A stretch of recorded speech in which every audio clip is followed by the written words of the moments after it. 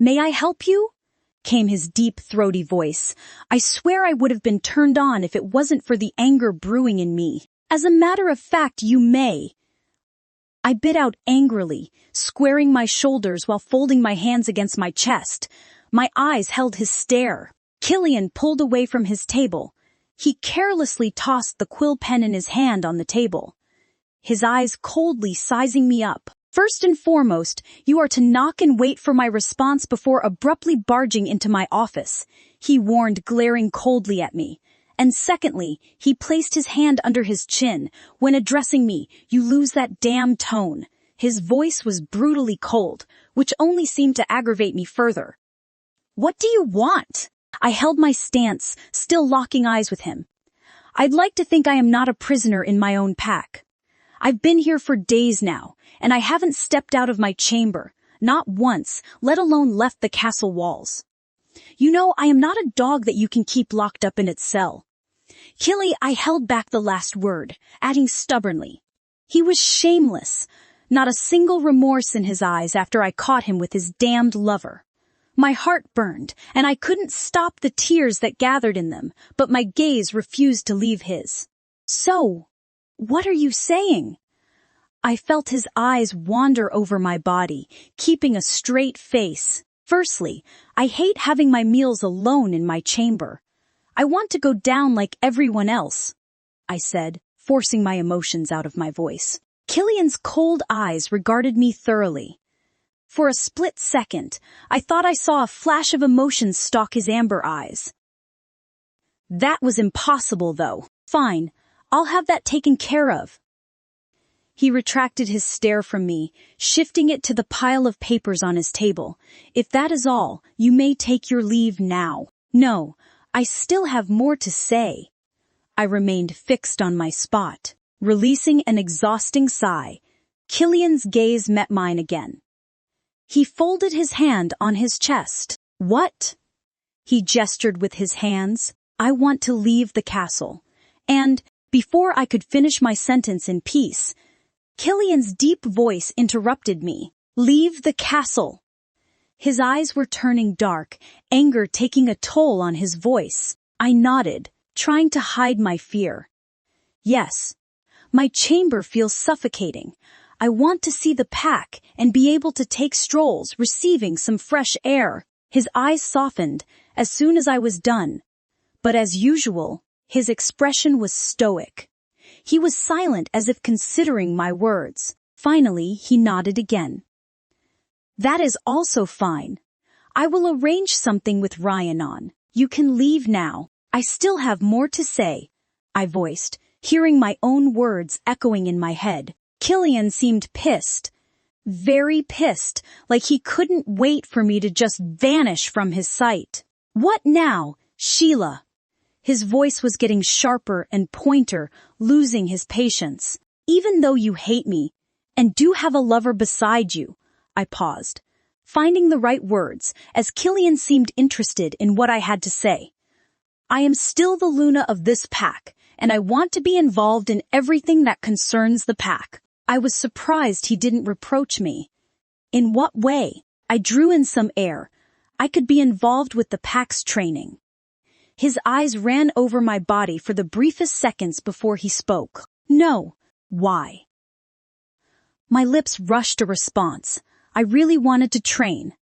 I always wanted to, but my father never allowed it, as I was never allowed to leave the pack house.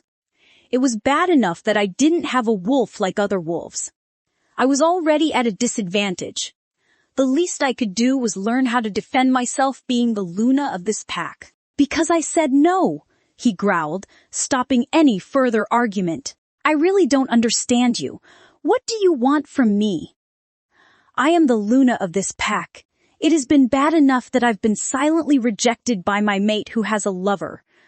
I already feel so useless and incapable as a mate and Luna. At least allow me to do something for myself. I am not some dog that needs to be locked up in its cage." I yelled in rage, and tears rushed from my eyes, burning my eyes. Killian was staring at me with a blank expression. Suddenly, his gaze avoided mine. He was up on his feet, moving to the window bars, sending his back to me. I will think about it. You may leave now, without sparing another glance at me. I left the office, finding Rhea outside the door. Her eyes were bright with smiles. I quirked my brows at her. The Alpha has given me permission to show you around the pack. I released a smile, even though it didn't reach my heart. But after leaving the castle walls, I realized how suffocated I had felt. The air outside the pack was divine and nerve-calming. Rhea was a darling. She showed me around the pack, but not everywhere. Killian had a very large pack, even larger than my father's. There was even a quarter for the Crescent North witches, as I was told by Rhea. I could really see why it was the largest pack in the whole of North Central. Rhea left me in the pack's garden. It was beautiful. There was this thing about flowers that always seemed to calm me. I plucked some marigolds and roses, inhaling their scent. I inhaled more flowers in front of me, trying to overlook the chest pains I kept getting. It was uncomfortable. I had to press my hand on my chest in a futile attempt to make it ache less. But nothing worked. I knew the pain was as a result of Killian's infidelity, if it could be called that. Even though we were not mated yet, and he hadn't marked me as his, I could still feel the pain. I shook from my thoughts when short, unusual sounds escaped from the woods. I looked behind, and Rhea had not yet returned. I took a few steps further. Is someone there? There was nothing in response. The eerie silence made my heart race with fear. The hairs on my skin rose in panic. Something was wrong. I turned around to run, but I was confused about which direction actually went to the castle. My confusion was instantly replaced with fear when I heard loud growls behind me. I turned around, and my eyes widened in horror as 3 brown wolves emerged from the woods. They appeared hungry, if not angry, as their eyes scanned me like a predator would a prey. I felt the fast beating of my heart. It made my legs weaken. Slowly, the wolves walked closer as I staggered backward. This made their ferocious growling get louder. I couldn't run, at least not in my human legs, as I would never outrun them. I didn't have a chance. I looked around me hoping to find someone that could actually come to my rescue, but there was no one. My racing heart sped faster as the wolves stealthily approached me. My heart fell in defeat as I soon realized this could actually be it for me. The thought that I might actually die today sent my bones trembling against their joints. There was no way I could survive an attack from these wolves. They were huge and vicious, and I didn't have a wolf to aid my speedy recovery. I was doomed. The wolves snarled angrily and prepared to lunge at me. In a second, they leaped in the air, and I released a deafening cry, falling to the ground and shutting my eyes. Immediately, a loud growl rippled through the air. I opened my eyes, and from nowhere, a big black wolf jumped in front of me. It was thrice the size of the former wolves.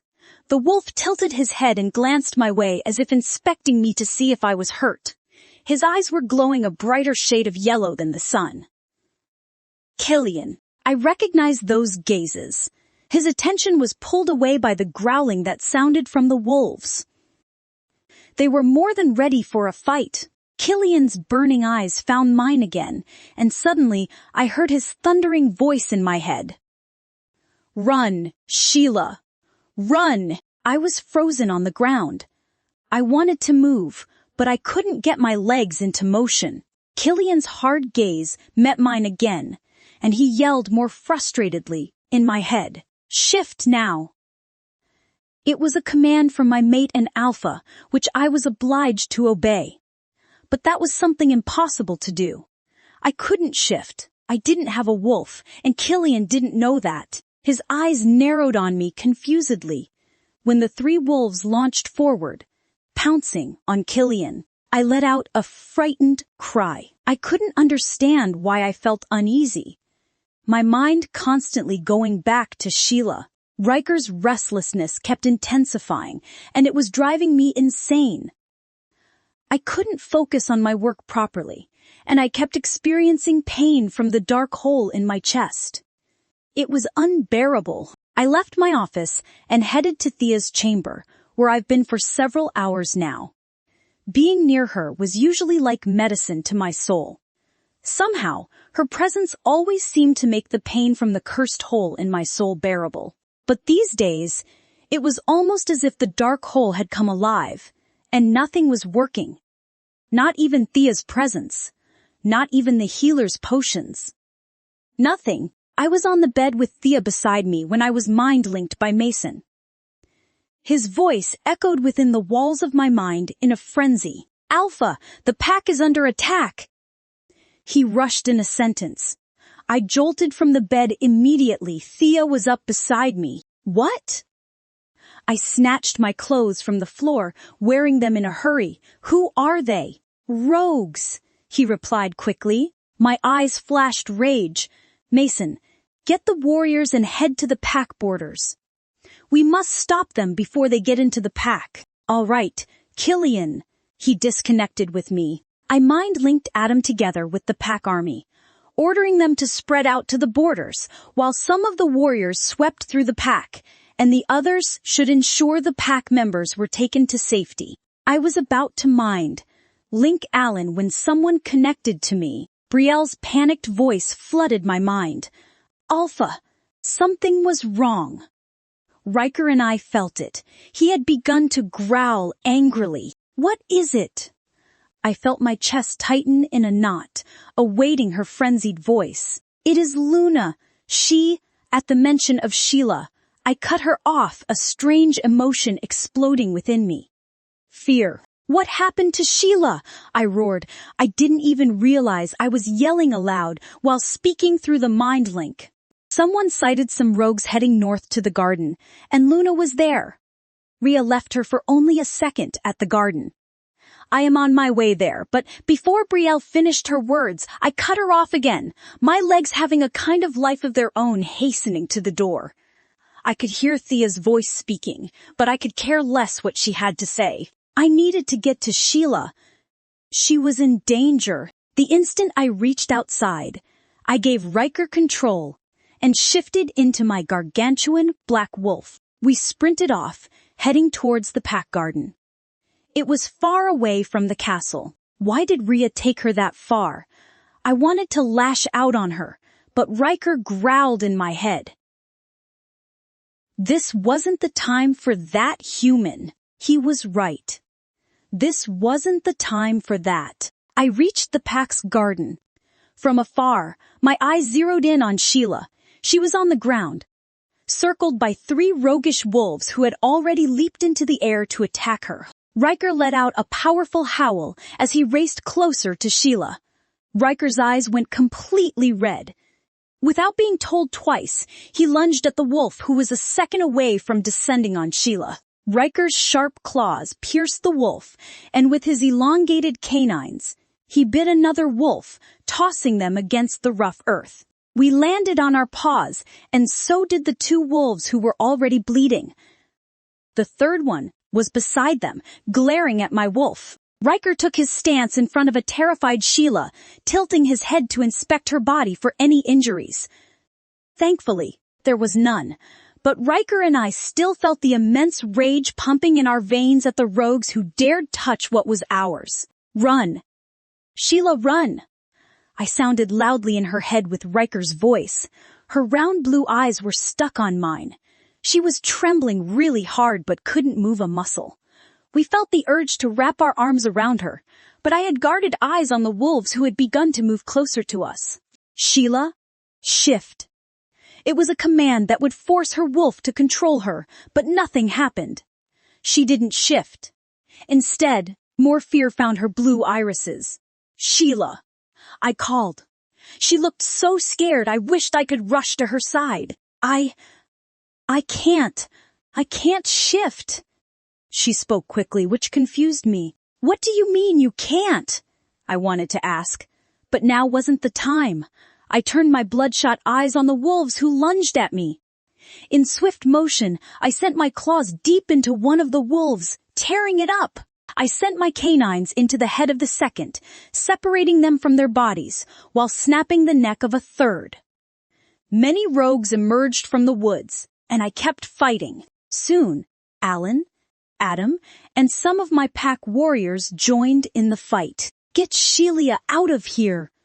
I mind-linked Adam, and he nodded. From my peripheral vision, I saw Adam take Sheila away, and we continued fighting till every one of the rogues was dead. I shifted back into my human form, slipping into my shorts. I mind-linked Mason and Xavier, who were scattered around the pack with some warriors.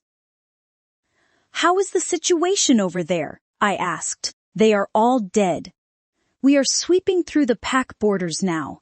We will head back to the castle soon," Mason responded. I nodded, scanning the bloody mess of the lifeless wolves on the ground. "I am just confused. How did they manage to get past the pack's defenses?" Alan came from behind. "I have been thinking the same thing as well." The Crescent North Pack was the largest in the whole of the North Central, and our defenses were almost impenetrable. It baffled me how some mere rogues could get this far into the pack. I said honestly, "I have no idea, Alan. I have a bad feeling about this." I swerved my attention to Jax, who was beside one of the dead wolves. "You need to see this," Jax said, and I went to him. "What is it, Jax?" "Here." He pointed to the symbol on the wolf's body, and immediately my eyes flared up and my body stiffened. They all have the same symbol. Alan looked over the body of the dead wolf. "I still haven't recovered yet. It has been over a decade since I saw that symbol. My father had one just like that. This isn't good. Why were they here?" "Does that mean—" Alan paused on his words. He was right. This was bad. That symbol belonged to the Dark Circle. They had sent the rogues, but why? It has been over a decade after the late Alpha's death since we cut ties with them. What do they want now? Clear up the bodies. I left the warriors and headed back to the castle. Thankfully, the rogues were caught before they got further into the pack. We arrived at the castle and headed inside. "Killian." Thea came crashing into my arms, her lips engulfing mine. "I was so worried about you." Her worried eyes met mine. But mine went past her, scanning the room until it landed on Sheila. She was with Brielle. Her gaze was on me, but she retracted it quickly. I looked away. Mason and Adam approached us, along with Valerie. Just the person I wanted to see. Valerie was a witch. She belonged to the Crystal Fortress Witches. The Crystal Fortress Witches were the oldest coven of witches, and the most powerful. But they were attacked 14 years ago, and many of them were murdered, while only a few managed to escape.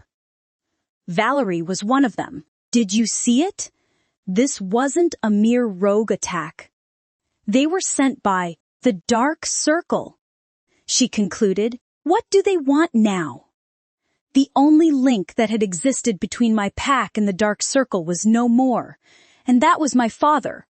They've been quiet for years, even off the raiders, since their attack on the Crystal Fortress. "And the Black Blood Pack," Riker added. I didn't say anything. I hated remembering everything that happened that day, and with my father. Nothing could change what happened to the Black Blood Pack, and nothing could ever change the hatred that existed between Leonardo Black, his brother, and me. "We should talk inside," Valerie suggested, and I nodded. "Alpha." I responded to Adam's call, as he rushed up to me, a worried expression on his face and a brown paper in his hand. "What happened?" "It is the Council." On Adam's words, Valerie threw a sharp glance at me. "Something happened, and it is bad." He handed the paper to me. I read through it swiftly, inhaling deeply. My eyes fell on Valerie, who held a knowing look. "They are back, the Dark Circle." It was already dawn. I woke up earlier than usual. I just couldn't get some sleep. My chest kept aching, and for some reason, I've been experiencing some headaches, which always lasted for a few hours. I was walking down the long hallway of the castle alone, wearing a long blue velvet dress. Rhea had some patrolling to do for the day, and so did Brielle, As for Killian, I was told that there was an important council meeting, so he left the castle at the first light of dawn, together with Mason, Alan, and Valerie. I have gotten much more used to my environment and life in the castle. I can't say it is comfortable, but it is bearable enough when I don't see Killian together with his lover. I've also made some friends in the pack. Right now, I am supposed to be on my way to the dining hall to have my breakfast, but something caught my attention in the hallway on the other floor of the castle that I haven't been to yet. My curiosity got the better part of me, so I decided to explore it. It led me to a very old part of the castle. The surroundings looked old and scary, and the air here wasn't the usual warmth from the morning sunrise. It was cold. Very cold. There were burning torches hung on the wall. Their lights were very dim, and they did much to illuminate the path. There were almost no windows, if there were any at all. The place gave me a creepy feeling, but I kept walking, despite feeling anxious. I stopped in front of an old-looking door. It was the only door in the hallway, and it was locked. Something caught my attention the most. I looked around, but there wasn't a doorknob, nor a keyhole to pull it open. That was strange. I placed my hand on it, inspecting the door for any other way it could get open. When suddenly, I heard it creaking, and to my surprise, the door opened. I was stunned. Even worse, confounded. I looked behind me, but there was no one. My eyes shifted to the door, and I walked in cautiously. The inside was warm. A lot of candles were lit, and there were all sorts of books arranged on a wooden shelf. Weird-looking vases on the table. On the walls were strange markings in red and black. I felt drawn to them. The pad of my fingers trailed them on the wall. There were also a lot of flowers spread all over the room, a few trees in the corners, mistletoe on the ceiling, and a couch at the far end. It was a sight. It didn't have a spooky appearance. On the contrary, it seemed like it was a room inside a forest with a lot of trees and nature around. And the air in the room was powerful in a strange way. Weirdly, I felt safe and at home, but I couldn't tell why. I went to the wide circle table at the center of the room, my eyes taking in everything on it. Weird objects like knives have one mark on each side. They were intriguing. My eyes rested on a small wooden bowl, and inside was a thick red liquid. It looked more like blood. There was a book beside it. It was opened, and the page showed a large symbol in red, and on the top, some words were written in red as well. The Crystal Fortresses. I pulled my hand to touch it, but jolted at the sudden voice that echoed, "Cripes! Don't touch that!" I spun around in fear, my eyes falling on the face of a familiar woman. Valerie. She was wearing a brown dress and a blue cloak over it. She hurried closer to me, and swiftly she moved her fingers in the air, and the book in front of her closed without her even touching it. I remembered that Rhea informed me she was a witch. She was in charge of the witches' quarters within the pack. I intentionally took a step backward. "I am really sorry for barging in here." "I didn't. How did you get in here?" Valerie asked suddenly, but she didn't look upset that I had barged in without invitation. Her face held more of a surprised, confounded gaze. I decided to ditch the long story. "The door just opened," I said in honesty. Valerie froze for a second. Was I imagining it? Her gaze traveled to the door before meeting mine again. She looked a little bit lost. "But that is impossible," she whispered more to herself. "But I heard," I quickly added. "I am really sorry." "It is nothing, Luna. It is just unusual that the door opened for you." Her eyes studied me briefly. "But it is all right. I was only worried when you reached for the book. It is a little dangerous for non-witches." I glanced at the book cover, and on it a name was inked at the bottom. Fiona Black. I removed my eyes from it. I was just curious about this side of the castle. She kept staring at me, her face crippled, as if having some bizarre thoughts. Her stare at me wasn't creepy, but I couldn't deny that I felt a bit uncomfortable. I should get going now. I am a little late for breakfast." With that, I managed to excuse myself out of that room. I found my way to the dining hall, and to my surprise, Killian's lover was already there, having her breakfast. There was no sign of Killian. I had expected him to be around for breakfast, since Valerie was back from the meeting with the council early in the morning. Killian had attended as well. Maybe his absence was a good thing. I wouldn't be able to bear seeing them together. Thea's heavy gaze pulled me out of my thoughts. I approached the table, taking ownership of one of the chairs. Her constant stare was still on me. I pulled my head up, my eyes meeting hers. This was the first time we were this close and alone. Other times, she is either sucking Killian's face or throwing unreadable stares at me. Like now, she regarded me with her brown eyes that showed nothing in their depth. She didn't like me, and I didn't like her either, but I barely had the strength to get into a fight with her. I shifted my gaze to my food instead. "What the hell are you still doing here?" Her voice sounded far different from the cool and soft voice I was accustomed to hearing whenever she was with Killian. "Obviously, I am having breakfast," I replied without looking at her. "You know, Killian will never accept a good-for-nothing like you. I am the one he is in love with, and the only one that can save him and his pack." Her words drew my attention to her. What did she mean by the only one that could save Killian and the pack? I was confused by her words. The mocking laughter she released afterward informed me she could see the confusion imprinted on my face. Thea dropped the silver spoon from her hand and clasped her fingers together as she rose from her chair and moved to mine. "Killian doesn't love you, bitch, and he will never look your way as long as I am in the picture. Isn't it obvious already? You are just a fool holding on to nothing." Her words stung a lot. Even though every word of hers was right, I hated the damn tone she was using on me. I dropped my spoon, looking her in the eye. "You are the one who is holding on to nothing. You are only an object he uses to warm his bed. I, on the other hand, I am his mate and the Luna of his pack." What I said seemed to have stung Thea well, but my own words had also pierced me. They were all lies, and I knew it. I was nothing to Killian. I meant absolutely nothing. To him, Thea's brown eyes burned with fury. She was angry. I wasn't expecting it when her hand pulled up and collided with my cheek. I gasped, shocked that she could strike me. My eyes flashed on her, and without thinking, I raised my hand and slapped her harder. That impact caused her to stagger on her shoes. I was surprised at where that strength came from. Thea's face was colored with rage, a murderous flash of hate, and something I couldn't decipher stalked her eyes. Thea angrily moved to me, but suddenly, a loud growl thundered, frightening both Thea and me. I looked to where it came from, Killian's hateful glares directed at me.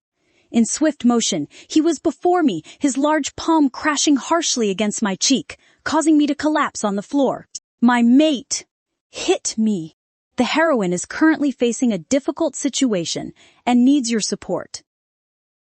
Please leave your words of encouragement for her in the comments section." Killian sauntered toward Sheila, boring an angry glare at her. It made her freeze on the spot. Without warning, the back of his hand came into harsh impact with her cheek, and Sheila landed on the floor. Did her own mate just strike her? "Get the fuck up, Sheila!" he yelled, his tone angry and his gaze fixed on her. Sheila was shaking, tears pouring from her eyes. Even though she didn't respond, he fisted her hair and pulled her up. A cry of pain escaped her lips. Killian looked her in the eyes as he seemed ready to strike her again, but something flashed in his eyes. He couldn't decipher what it was. She just couldn't believe her own mate could strike her, and that too in the presence of the other woman, his lover. Deep waters gathered in Sheila's eyes, her gaze connecting with Killian's. She could see nothing in those amber crystals of his. Thea was quickly by his side. "Killian, did you see she slapped me?" she said, crying, holding a hand to her cheek and her eyes having a vicious glint. I warned you to stay out of Thea's way. That lover of yours slapped me first. Sheila was up on her feet. Enough! Thea is to be respected in her castle. He silenced her. Sheila, to your chamber! His dark glare absorbed her. Now, she was dumbfounded in her position, tears cascading down her eyes until Rhea rushed to her side, taking her away. Suddenly, Sheila's heart ached worse than ever. It was bruised and the pain in her skull intensified the more. She fell down on her bed in tears. She couldn't stop crying. Sheila lay on her bed in tears for a few hours, like a teenager who had just gotten her heart broken. But it felt worse than that. Her mate, her very mate, had hit her. That was the last thing she expected from Killian. But then he did it. Her emotions were all over the place, and she could barely think straight. She closed her eyes firmly, making her mind up, something she would have done long ago. A tear rolled down her eyes one last time as she decided to leave, to save herself before the strong feeling she had for her mate slowly consumed her. Sheila turned to Rhea, who had just walked in with her dinner and some medicine for her constant headaches. Sheila felt exhausted, physically and mentally. As soon as she was done with her meal and had taken the medicine, she fell again onto her bed, feeling weak and drowsy. It was probably the medicine at work. Sheila heard Rhea leave the room, shutting the door behind her. Before Sheila knew it, she had begun to fall asleep. Her eyelids started giving way. And that is when she heard the sound of her door squeaking open and closing. She felt too weak to move or to even lift a finger. Sheila felt the covers on her shift lightly. Someone moved into the bed and wrapped an arm around her. Before she could think twice, she dozed off. Today was the Moon Goddess Festival, only held every 3 auspicious years. An auspicious day indeed. And while everyone was busy preparing for the grand feast, Sheila was rather busy plotting her escape. Tonight, the goddess was going to grant her the gift of freedom. Freedom from a mate who does not want her. Sheila's hand fell on her left cheek, where her mate hit her with so much disdain. It didn't hurt so much anymore, but the scars that remained were unseen. She had always dreamt and hoped to someday find her mate, and in him be someone who would love and put her first. But Killian was rather the opposite of what she had in mind. A soft moan escaped from her lips, jogging her out of her long reverie. She was in her chamber, facing tall against the enormous mirror, as Rhea and 2 other helpers assisted her to put on her dress for tonight's ceremony. The dress was an uptight blue corset with long flowing ends. It indeed looked beautiful. I am sorry, my Luna, yelled the taller and fairer maid as she assisted her in tightening the ropes on her gown. Bowing her head slightly and crossing her fingers, Sheila noticed just then on her wrist that there was a tattoo of 2 identical crescent moons facing back against each other. Sparing a quick look at Rhea's wrist, she also had such a mark, and also the other maid with ginger red hair had similar markings. Now that she has thought about it, every wolf and member she has encountered within the Crescent North Pack all have similar markings. It is okay, and please don't call me Luna anymore. Sheila assured her that she responded with a courteous nod and continued with her duties. Rhea! She called for Rhea's immediate attention. Yes, Sheila, Rhea muttered, looking up at her through the mirror with a huge smile. She seemed to be in a good mood. Sheila held a tight smile, knowing she would miss both Rhea and Brielle dearly when she escaped from the pack. That mark on your wrist, what is it? Sheila asked curiously, pointing at Rhea's wrist. Oh, this. It is the mark of the pack. It symbolizes the pack and binds us all together. Basically, anyone who is a member of the pack has this imprinted on his or her wrist. She giggled, then continued stroking my hair. Just as she had thought, every member of the pack had it, further firming her decision that she did not belong here. She shook from her thoughts. Where is Killian? She couldn't help but wonder if he was still glued to that spawn of Satan's side as always, or maybe he was busy attending to the arriving guests from various packs. Rhea replied, "He is at the feast attending to all the gathered wolves and alphas." She passed, "And Thea is also with him," she added carefully, cautiously informing Sheila of what she should be expecting. Sheila fought back the tears about to form. She thought to herself, "Just a few more hours and you are out. Okay. That is enough. You all can leave first. I'll be joining the feast soon." Sheila lay smiling as they all nodded, exiting the chamber and leaving her alone with her plan. She wasn't planning on leaving with anything. This was meant to be as discreet as possible, so no extra belongings, just herself only. Soon, Sheila snuck downstairs in a blue woolen cloak, avoiding everything that moved in sight. Her hasty steps echoed loudly on the floor. She had been planning this escape for many days, so she had made herself accustomed to the shifting of the patrolling warriors in and outside of the castle. This was a lot simpler than expected, since almost everyone was distracted by the ceremony. After weaving her way through, soon enough she was out of the castle, running into the woods with only the glowing moonlight tailing above her. Killian stalked the floors, moving around the guests. His eyes were scanning through everyone. "Where is mate?" his wolf Riker growled, tired of waiting till he was near his mate. Something they both shared. As for his mate and Luna, she was supposed to be down already. His eyes rummaged all around for her, but instead found Thea accompanied by Rowan, one of the very best and most trusted pack warriors, and behind them was Jax. Thea approached Killian in a glowing red corset gown with a graceful smile and stood next to him. "Thea," Killian called out to her, placing a kiss on her lips. She responded with her usual smile, pasted on her face. "Where is Sheila?" Killian turned to Jax. He shook his head. "I haven't seen Luna yet." Thea's smile immediately turned to a scowl. Clearly, she had many important things to do other than the feast. She is utterly unreliable and useless. She spoke calmly, but her sharp words only pissed off his wolf Riker. Killian quickly mind-linked Alan to go look around and find Sheila. Even though Riker was protesting he abandoned the feast in search of Sheila, he shook against it. "Alan?" Killian called his attention through the mind link, waiting for his response, which came rather quicker than expected. "Yes, Alpha," Alan said through the mind link. "Do you know where Sheila is?"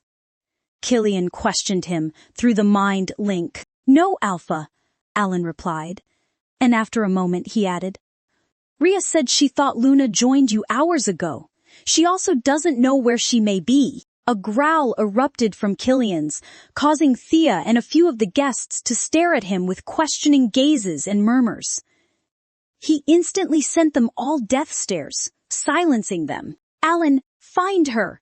Killian ordered through the mind link, clenching his fist. "Where the hell is Sheila?" "You drove my mate away," Riker said, which irritated him even more. "Relax, Killian. Everyone can tell you are angry at something," Thea whispered into his ear with an unwavering smile plastered on her face. Riker growled in his mind, and it took Killian every ounce of control not to snap at her. All that mattered was finding Sheila. Sheila carefully navigated her way through the guards that remained in the castle, as she ran as fast as she could, her cloak trailing behind her. She had an unsettling feeling crawling in the pit of her stomach. Although she had made it out of the castle, where her mate and his rotten lover dwelled, she couldn't help but feel like she was being followed and watched closely by unseen eyes. Sheila flung her head backwards but failed to see her stalker. It was dark and at night, which served as great camouflage for her devious stalker. She couldn't see them. She ran heading for the forest. She is headed for the forest. Didn't she know about all the terrors that lay in wait in the dark forest? Sheila's stalkers whispered to themselves, somewhat surprised by her foolish actions. Hopefully she doesn't make it out of this forest alive. If she is out of his way, that would make my plans much simpler to achieve. A wicked grin formed on the lips of Sheila's stalker as they thought. Soon enough, they finally exploded into a dangerous laughter. The sounds of owls hooting and insects chirping were all around me in the gentle night air, and the moon shone in its full glory, illuminating every path and step I took. After much time, I realized that I had been lost, walking round and around in circles. Where the hell am I now? I thought to myself, confused. Now I was running up north in hopes of finding some trail leading out of this damn forsaken forest. Quickly, I stopped in my tracks. Although I hadn't yet discovered my wolf, I had a better than average sense of hearing. I wasn't alone now. Someone was indeed in this forest with me. I tense up, grabbing the small dagger I held for protection, gripping on tightly to it like it was my only form of lifeline. I wandered into the forest all alone at night. Somehow, I had a feeling that whatever and whoever was in this forest with me wasn't coming in peace. Hello? Is there anyone out there? I inquired, spinning my head around in search of whatever was present with me. Hi! I heard an almost angelic, soft voice say from behind me.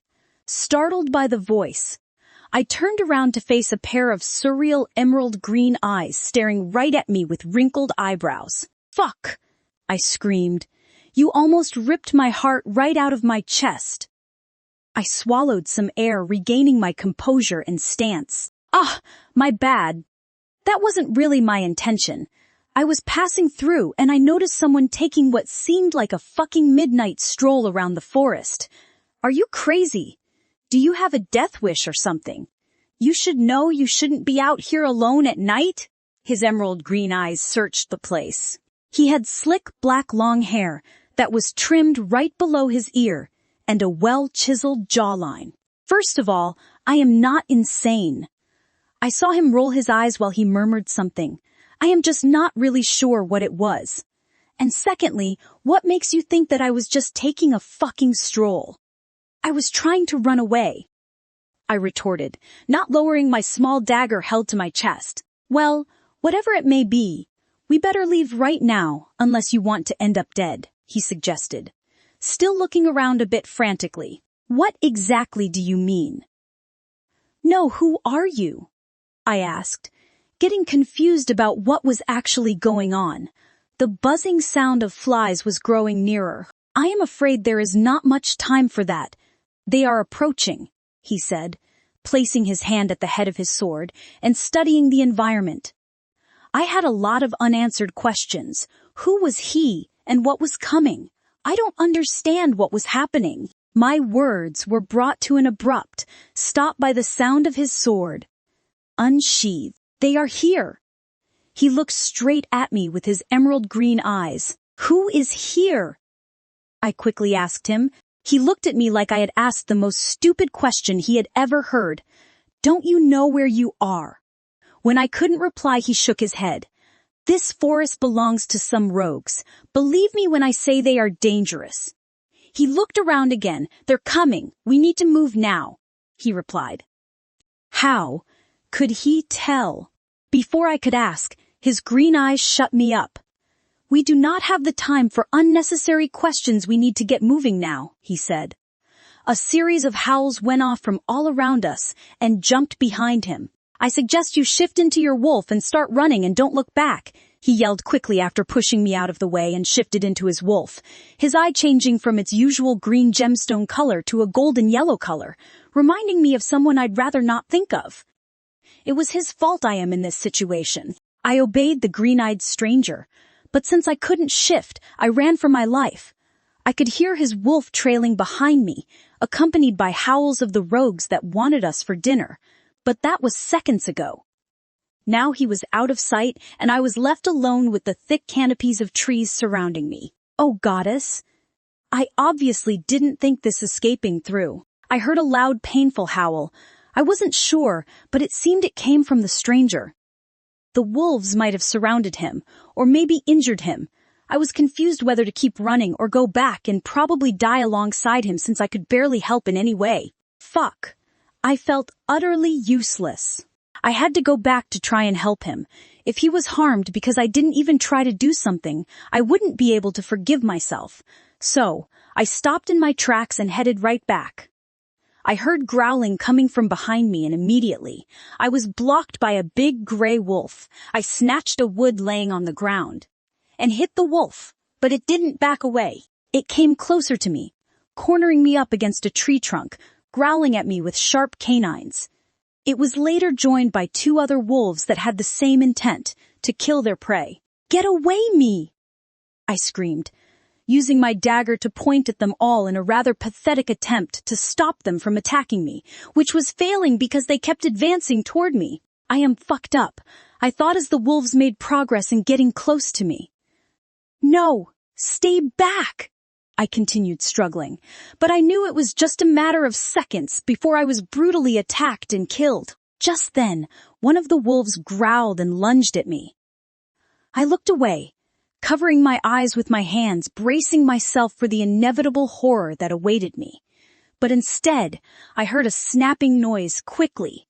I opened my eyes and saw the now dead rogue wolf laying on the ground with its head chopped off. And standing above me was a big brown wolf, the stranger, whatever his name was.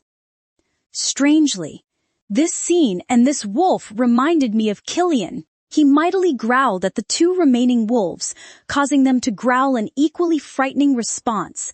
Another wolf attacked the brown wolf, which he easily brushed off with his claws and in return severed its head. My stomach churned at the gory scene. The gray wolf and the brown wolf began circling each other, both growling loudly. After stalking and circling, they both attacked each other, sending several hits.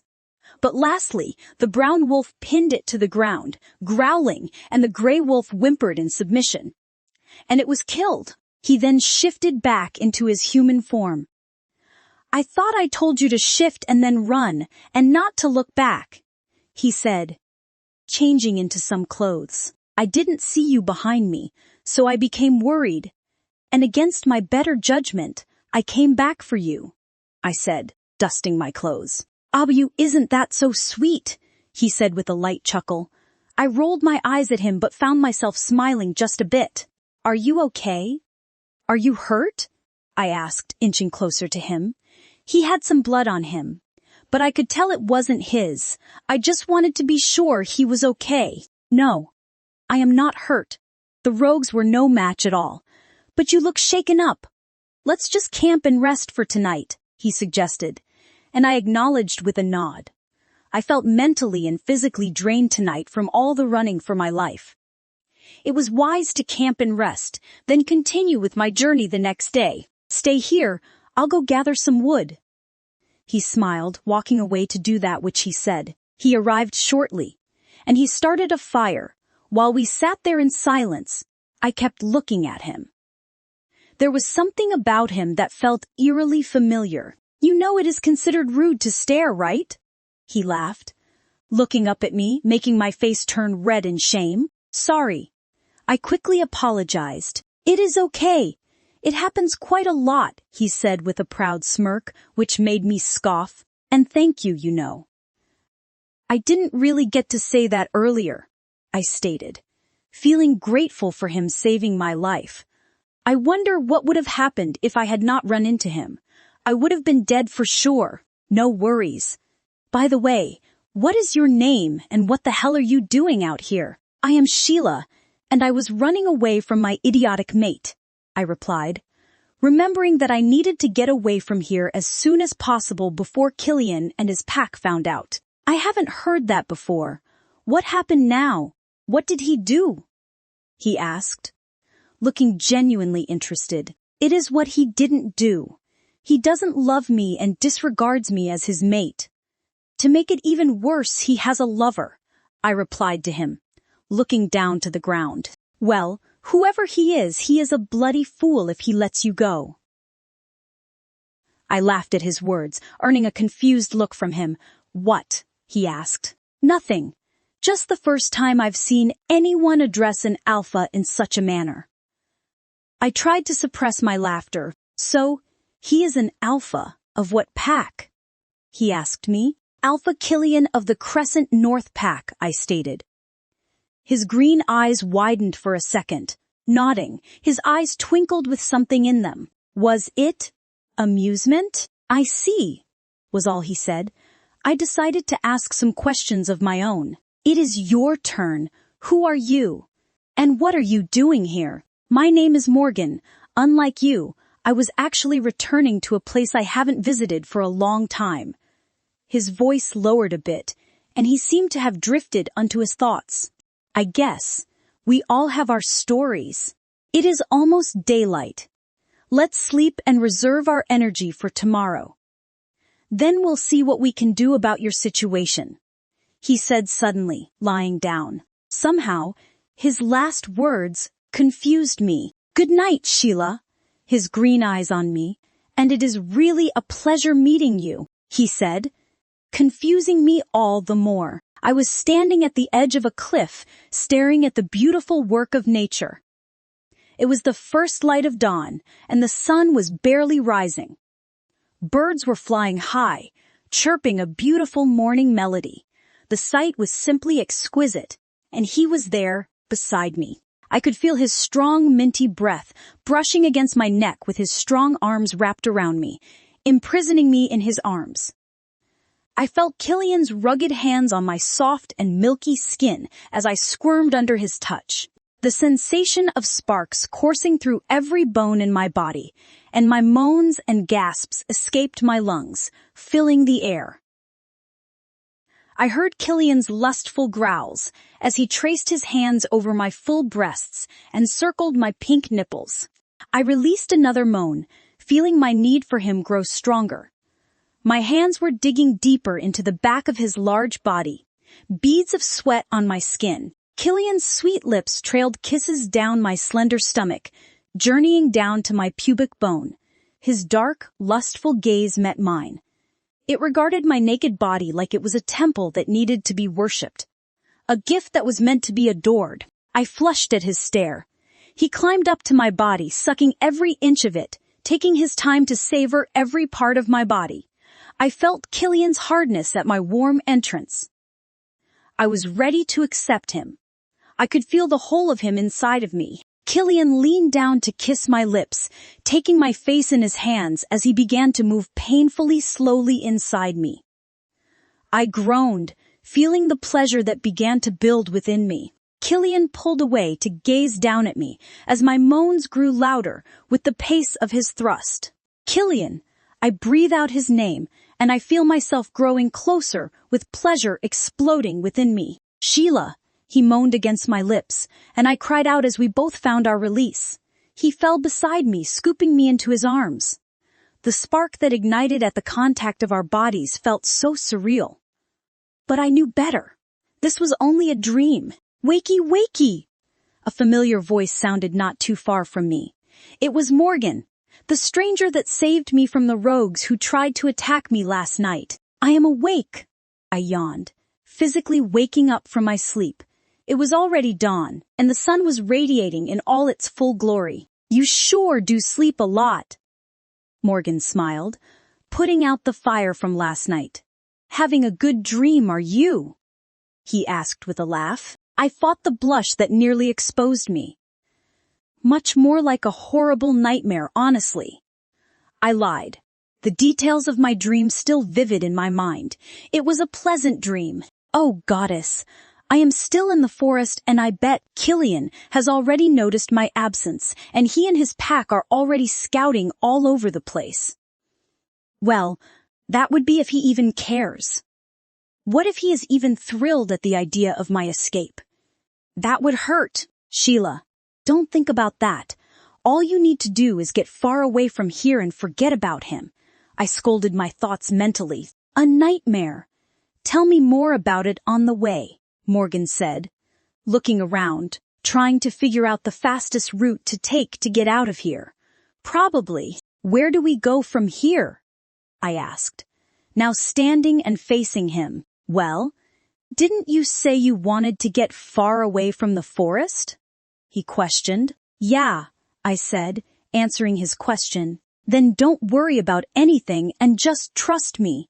He smiled at me, nudging his head right. The exit is this way, he said as he started walking, and I followed. We had been walking for less than an hour, or maybe more. As we strode, I told him all the stories about my mate and his lover. While all he did was laugh, he always found something funny about what I said. I wonder what it was actually. Oh, this route seems familiar, I said, taking in how eerily familiar this path seemed. Are you sure we are on the right path? Yeah, very sure. I use this path all the time. It is a shortcut, you see. He turned to me, chuckling. My brother and I used to run through here back in the days, he said, sounding a bit sad at the last words. I didn't know you had a brother, I inquired, instantly realizing that I knew nothing about him. Apart from the fact that he is a werewolf and goes by the name of Morgan, I knew nothing more about him. But for some strange reason, I trusted him. You didn't know because you never asked. Oh, Sheila, there is so much more that you don't know about me, Morgan said with a dangerous smirk. Why don't you tell me about your brother? I asked, wanting to know more. We haven't been in touch for a very long time, Morgan said, with a gloomy expression. I was about to ask him a very important question. Why? Why had he and his brother stopped talking? What happened? But my questions were brought to a complete standstill when I saw the high decking of the castle roof. Fuck. It was Killian's. I couldn't possibly be back to the Crescent North Pack. No,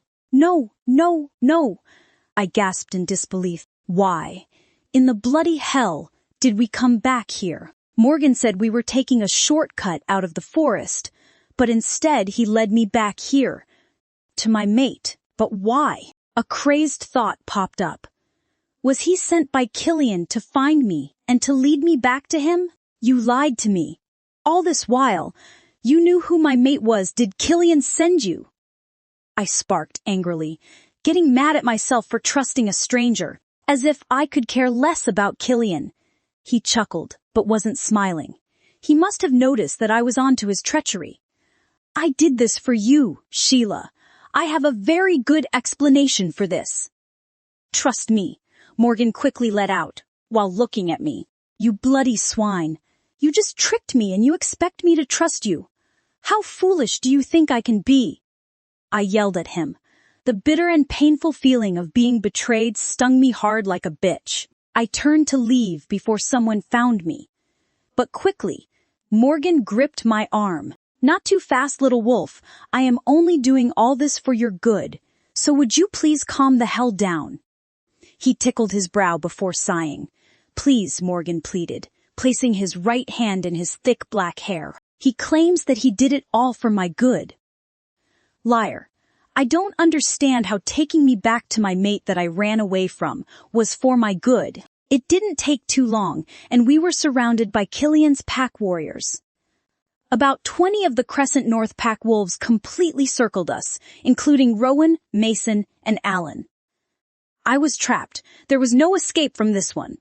Only the goddess knew what was going to happen next. I could see Killian approaching us with an angry scowl. If it were to be possible for looks to kill, then I bet I would be dead and bleeding all across the ground. He looked pissed as he stood before me. What was going to become of me now? Sheila, he growled. But as soon as his gaze fell upon Morgan, my companion, he fell silent, and his face portrayed what I could only discern as confusion and shock. Why was he shocked to see Morgan? Didn't Killian send him to bring me back? I looked at Morgan, who stood beside me, and he had a knowing smirk on. Hello, brother, miss me, Morgan said with a smile, and all Killian responded with was a low-key growl. He didn't seem pleased to see Morgan. Oh, good goddess. Killian and Morgan were brothers. That would explain the strange familiarity I saw in Morgan. They both shared the same blood running through their veins and a resemblance too. It has just been clarified. That would make Killian the brother Morgan spoke about, the same one he hasn't spoken to for so long. Brielle. Killian called out for Brielle without taking his fixed gaze off Morgan, who also did the same thing. Brielle walked forward. Yes, Alpha Killian. She was looking at him, Escort Sheila back to her chamber and make sure she remains there. Is that clear? Killian said, his gaze still unmoved from his brother. Brielle moved to my side, leading me forward, her eyes looking as though she was trying to convey a message to me, but couldn't right now. I followed her without complaining, sparing one last look at my mate and his brother. Oh, fuck! This wouldn't end well for me. The next morning, I was already awake, and the feeling of Killian's body still lingered on my skin. I still couldn't move past that moment. I hated the inevitable truth that as much as I hated the insane fact that Killian affected me shamelessly, I craved more of his touches. I sighed, embarrassed by my thoughts. I have been locked in my room since I was led back by that traitor known as Morgan. To be honest, this wasn't what I expected to happen to me when I was caught. Normally, it was considered a heinous crime for a Luna to flee, abandoning her pack and mate, but thankfully, I wasn't even locked up in the dungeon or severely punished. That is a relief. My doorknob clicked open, causing me to jump up from bed at light speed. I watched the door open, leading me to Rhea, my best friend. Sheila, she said, with a streak of concern evident in her voice as her chocolate brown eyes shimmered. Rhea, I called after her, standing up as we met for a long hug. You gave me a huge scare when you went missing. I was afraid something bad happened to you, she said as we sat on the edge of my bed. I know. I am sorry. I apologized to her with a smile. Next time you intend on running away, do me a favor and tell me, then I'll accompany you. She smiled widely. As we both laughed, maybe, but I doubt that I will be running away ever again, since it didn't work out well the last time. How are you? The whole pack went crazy looking for you when you left. Even the alpha went crazy with worry. He was the first to notice your absence, she said, shocking me with the last part of her statement. Killian was worried about me, and he was the first to notice I was gone. I never would have guessed it. He always seemed to not even pay much attention to my existence, and I always imagined that Rhea would be the first to notice my absence. Killian was worried about me, I asked, still feeling unsure of what I had just heard. Yes, very much.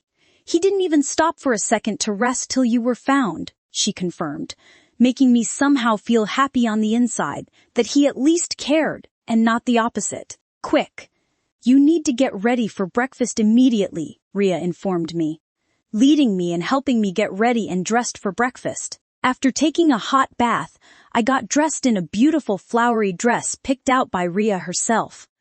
I was all ready and headed for breakfast with Rhea when I saw Morgan, seemingly heading to my chamber. He had a bright smile, which I responded to with a frown. Good morning, Sheila, he beamed. I replied to him with a hateful glare. I was still so mad at him for betraying me, and even more at him for lying to me and not telling me that he was Killian's brother, even when I ran my mouth like an idiot and lamented all my problems to him. Oh, don't tell me you are still angry at me about what happened yesterday, he said, smiling. I trusted you, and you betrayed me, leading me back to your brother.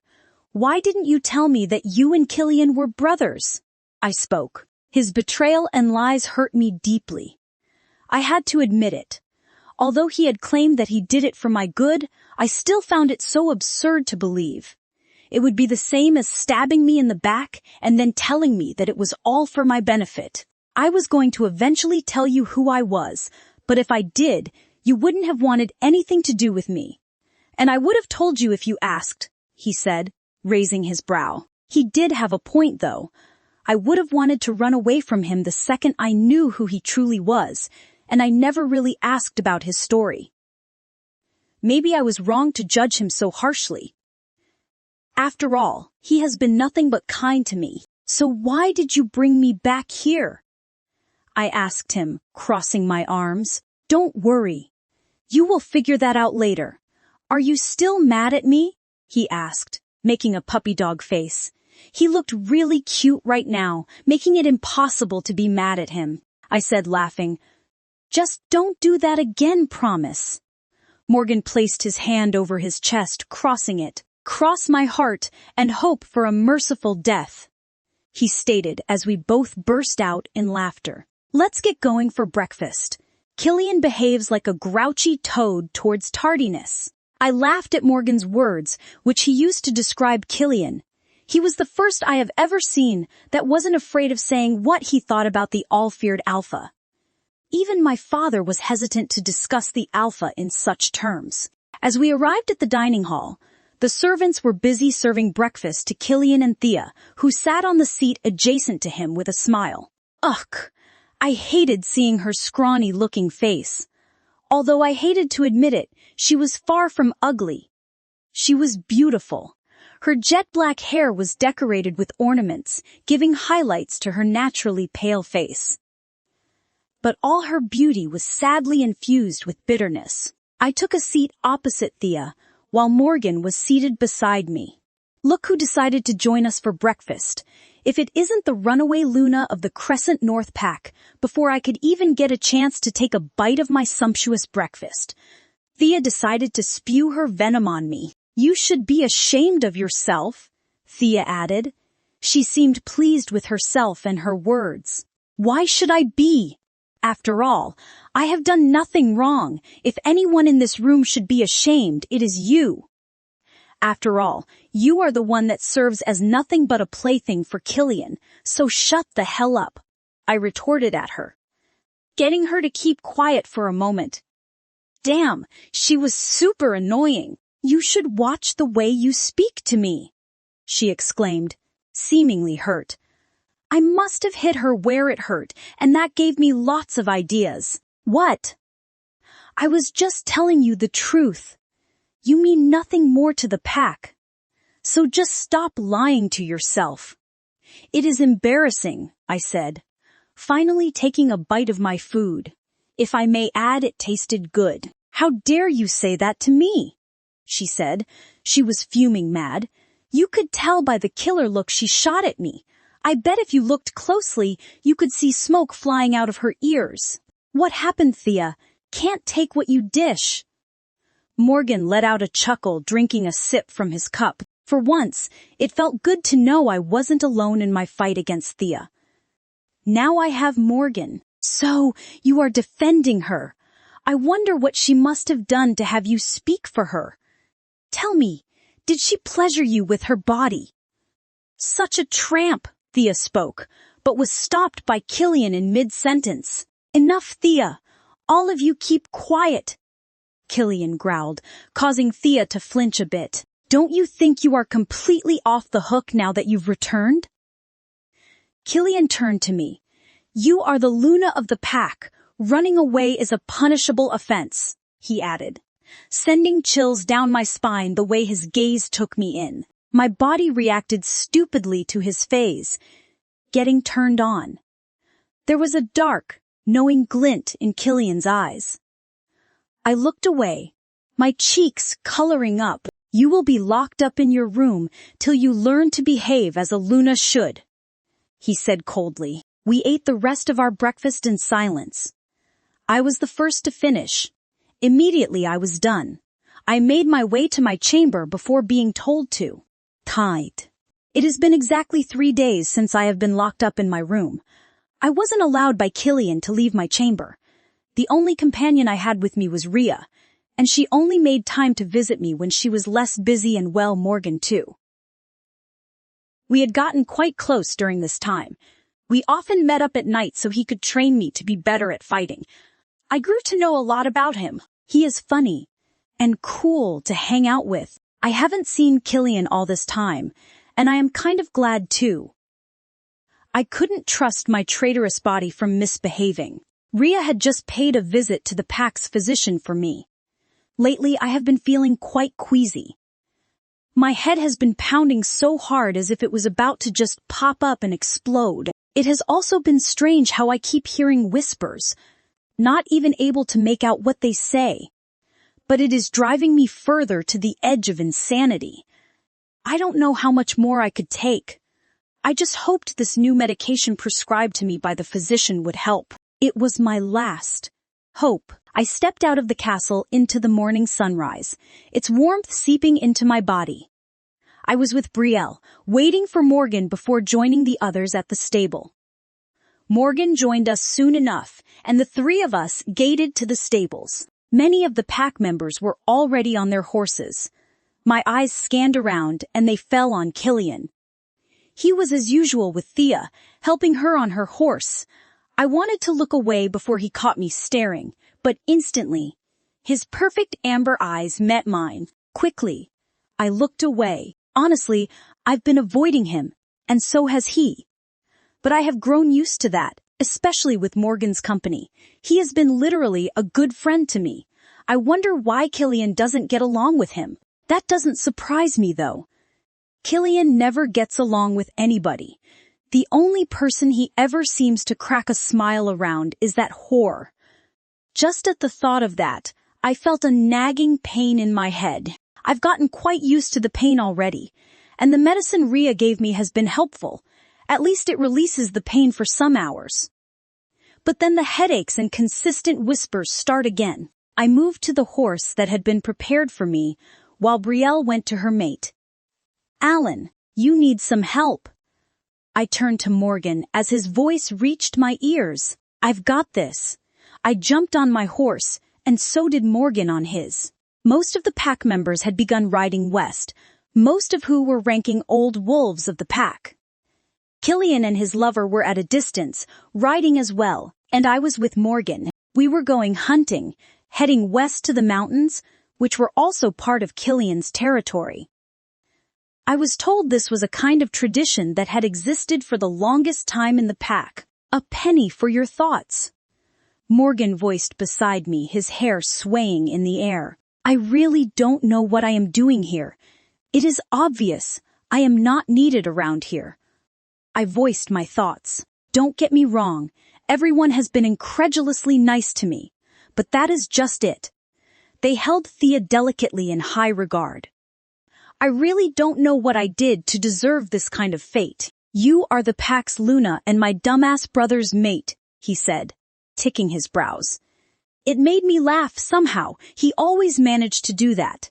I've never seen anyone address the notorious and most feared alpha with those kinds of words, but Morgan didn't care at all, and it is slowly rubbing off on me. Last night, I could barely get enough sleep. Morgan stayed up with me all night, along with Brielle and Rhea. We chatted for a while, while he continued training me since I am basically not supposed to do anything in the castle. Killian's own words, "Tend, wend." We had ridden far into the mountains towards the forest. Some of the pack members had begun to hunt for some forest animals. Killian was with them, and of course Thea, who just could not keep her hands to herself. She was doing it on purpose, to get me riled up, but I chose not to care. Something else engulfed my thoughts. It came from the thick trees in the forest. I halted my horse, looking around. I couldn't see anything, but I could swear someone, somewhere was watching me. I kept moving, now looking for Morgan, who was with Alan when I noticed a ferocious shadow running through the trees. I looked up ahead, to a far distant place where some hunting members were headed. There was no sign of Morgan, Alan, or Killian. Something in me kicked in, and I navigated my horse, riding in the direction where the shadows skillfully raced through. I knew I was being a little too reckless, but my chest tightened into a knot. I had a bad feeling. I reached far into the direction. I saw the shadow disappear. The tall trees formed canopies, impeding sunlight from properly peering down. The sound of rustling trees drew my attention, so I rode in its direction. Jumping off my horse, silently, I followed through the narrowed path, and a figure came into my view. "Killian, what are you doing alone out here?" he asked sharply. "Why do you care? Aren't you supposed to be with your lover?" I shot back, and I caught the smile that slothfully strolled across his lips. "I see someone woke up a little too feisty." He strolled closer to where I stood with my horse. "Jealousy doesn't look good on you, mate." I hated, The way he always quoted that word, jealous as if, I scoffed, taking a cautious step backward before I did something I would definitely regret. You give yourself way too much importance, frankly. I don't give an actual fuck about you. Oh, really now? He said, as he approached. The light breeze around now carries his manly scent and musk. Go back to your lover now. I need to get back to Morgan. His eyes flashed something I never thought I'd see in him. Jealousy. Stay away from him. He sounded in a warning tone. Why? Is it because he is much better than you? I folded my hands across my chest. I felt Killian's amber irises dilate, falling to my chest. I followed his gaze to my chest, where my folded hands made my breasts pop up. I quickly removed my hands. Killian's eyes had already darkened. Emotions swirled up in his eyes, a mixture of jealousy and primal lust. He just stood there for a moment, taking me in, his eyes slowly scanning my body from head to toe. Killian was in front of me. My body trembled under his hungry gaze. These lips of yours will get you into trouble. Killian's padded thumb brushed my lips seductively. You are driving me insane. His voice vibrated in a deep, throaty whisper. He grabbed my waist with his hand, digging me into his chest. Then his lips came down on mine. My body shook uncontrollably at the emotions of having Killian's lips on mine. He backed me up against a tree, his lips kissing me with a needy hunger like I was the very lifeline he needed, his own air and life. When I felt his erection pressed up against me, I gasped breathlessly. Killian used the opportunity to stick his tongue down my throat, sucking and tasting me. Killian's lips moved on mine without control, like a man who was hungry for me only. His breathing was hard and rapid. I couldn't keep up with him. I had to pull away from his kisses to allow myself some air. To my surprise, Killian didn't stop there. His firm hands held my body, pinning me against the tree while my legs wrapped around his waist. He bent his head to my neck, his nose grazing my neck, leaving a trail of hot, feathery kisses as my body vibrated against him. All sanity completely absconds from me. I gripped his shirt, subtle moans protruding from my lips in an alien voice that I couldn't remember as mine. Fuck love. I heard him murmur frustratedly against my neck as a hot sensation burned in the pit of my stomach, making me all warm and wet inside and needy for him. Killian's hold on me tightened. I couldn't think clearly anymore. I abandoned that ship a long time ago. I just needed Killian. Only Killian. I wanted him, and I didn't care if he took me in right here and now. I could bet he could smell my arousal already, and I didn't care. I felt like if he didn't touch me now, I might just die. His dark eyes, blinded with desire and need, scanned my face. His lustful gaze increased the wetness between my legs. The ache down there was too much to bear. Before I knew it, his hands gripped both of my breasts, roughly squeezing them, causing me to release several moans while I tugged on his thick blonde hair. I heard a selfish groan leave his lungs. Without warning, Killian's large hand gripped the top of my dress, and in a flash he pulled it down, leaving my bare chest exposed. His hungry eyes pounced on my exposed breast. My body jolted in response to his hands caressing it. You are beautiful, Sheila. His words filtered into my ears as his lips nibbled on it briefly, while his hands kept on caressing my hard nipples. Hearing my alien moans, Killian pulled his attention back to my breasts. He bent down, and his warm mouth swallowed one of my nipples and began to suckle on it. I released a sensual cry, my body trembling against his. Killian, I say breathlessly, and in hushed tones. My hands on his hair were tightening, and I pushed his head tighter against my breast. Killian's pressure on my breast intensified. He gripped the other one, squeezing it and caressing its hardened nipple. His tongue crossed over to it. I moaned into his ears, rubbing my lower half against his hardened member. This time, he was the one that moaned my name in so much pleasure. Sheila, his lips leaving my breast and finding my lips again, while his hands kept squeezing my breasts when the cry of a twig stepped upon broke the moment. Killian instantly released a loud growl, furiously snapping his head in the direction where the noise came from. It was Alan, my eyes rounded, and my cheeks colored up with embarrassment as I began to fix my dress. Killian growled at Alan, covering me with his large body. "Get the fuck out of here!" That growl should have frightened anyone. But Alan seemed more surprised and amused than terrified. With a sarcastic, "Whatever you say," look, he went back along the path he came from. Killian turned his gaze on me. I didn't want to, but now that my sanity seemed to have returned, I pushed him away. But he barely budged. The dark desires were still present in his eyes as his large thumb brushed against my lips, as if seducing me back into a blissful utopia.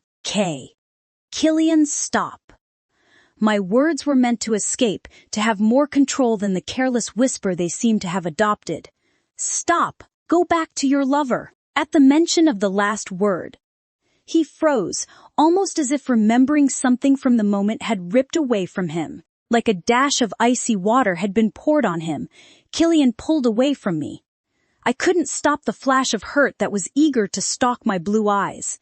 He saw it, the damned idiot saw it, but his cold gaze only intensified. I looked away before I cried stupidly in front of him, roving back to my horse. "Don't wander too deep. The forest isn't safe," he said, heading in the direction where Alan disappeared. "Like you give a fuck about me." That was meant for my thoughts, but my lips ranted on, forcing Killian to cast an expressionless stare my way before completely vanishing out of sight. I was left there for a full minute, trying my hardest not to cry. I was about to jump on my horse when I heard sharp movements against the tree. It was the figure I had been following. A male, wearing black clothing. I followed him. I couldn't see his face. It was covered with a piece of woolen fabric. Before my eyes, he bent to pick up a bow and pulled an arrow from behind. His hands held a crossbow and an arrow that had been fixed properly for a shot. As I moved closer, he released the arrow in the bow, picking up another arrow that was on the ground. Who the hell was he? He wasn't dressed like any of the warriors or the pack members that came hunting. Suddenly, an unknown fear kicked against my chest. Killian. Somehow I became terrified, carelessly stepping on a twig, which sent the man's gaze my way. Only his eyes were visible to me, but he seemed pissed, heading my way. I took cautious steps backward, but before I could make a run, he gripped me, dropping his arrow and bow to the ground. Instantly, I reached for the dagger in my boots, diving it into the man's stomach. He was bleeding from his body, but unfortunately, my injury to him didn't do anything to him. Instead, it made him angrier. He held me by the neck, as I held on to his clothes. It was then I saw the crescent mark on his wrist. He wasn't an intruder. He belonged to our pack. He tossed me harshly against the ground. His nails elongated as he lunged at me to kill. Suddenly, a figure jumped out from the trees before my soon-to-be killer managed to reach me, standing between my killer and myself. He had his face covered as well, but when he glanced my way, his striking deep hazel eyes met mine. I could never forget those gazes. It was the man from the Luna coronation, Kaiser Black, the one Killian seemed to hate. His eyes moved from mine to the other man, and he growled, seeming very pissed. Kaiser lunged at the other man, and the man was tossed away, bleeding from his chest, but instead of charging at Kaiser, he ran away. Kaiser turned to me, about to reach for me. But suddenly the sounds of hasty steps approaching were heard. He glanced my way. His eyes conflicted over whether to move towards me or run away. With a glance and another frustrated growl, Kaiser scurried into the forest, leaving me rooted on the ground. Soon, Killian and some of the pack's members rushed from the trees into my view. The skin on Killian's forehead trembled confusedly as his cold eyes glowered down at me in disbelief. In no time, the pack's warriors surrounded me. My eyes shot around confusedly. The head warrior of the pack, and Killian's best friend Mason, ambled to me as I forced my legs to stand. He picked up the crossbow and arrow that the other man had dropped beside me. Mason's raging eyes held mine deathly before trailing to Killian. It is the same. She is the one that tried to murder the Alpha and Thea. My eyes widened. I turned to find Killian's cold, undecipherable stare on me. Fuck. This is bad. This is really bad. Killian's angry eyes were on me, showing nothing but hate and utter disbelief. I watched in confusion and horror as Mason approached Killian with the crossbow and arrow. Killian's unfeeling eyes were on me again after he inspected the arrow with the one in his hands. "It is poisoned," he said with hooded eyes, "and those don't belong to me. It belongs to someone else. A man. He had his face covered, so I couldn't see his face properly. I walked in on him while he was shooting this."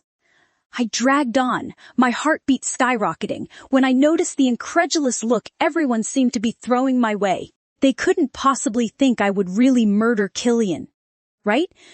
I mean, with Thea, that might have been a possibility. But with Killian, I would never. Even though I couldn't see the face of whoever shot that, he had the crescent mark on his wrist. I finished, but Killian's cold gaze was filled with a rotten glare, his fine lips pressed against each other angrily. "So, now you say, one of my own tried to murder me."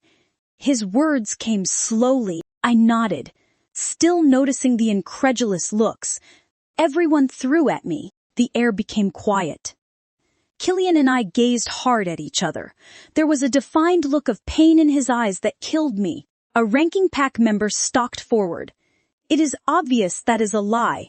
All I see is a resentful Luna who despised her mate so much that she tried to murder him. That is regarded as treason, and she must be punished." I froze, shaking my head, denying all the allegations against me. I needed Killian to believe me. Even when no one did, he should believe me. Killian, I would never. I moved closer to him, but the warriors drew in closer, preventing me from reaching my mate. "That isn't mine. There was another person," I began, my voice shattering every second as I realized how serious things were getting. "Why would you do something like that? I do understand that you hate me, but murdering your own mate is beyond forgiveness."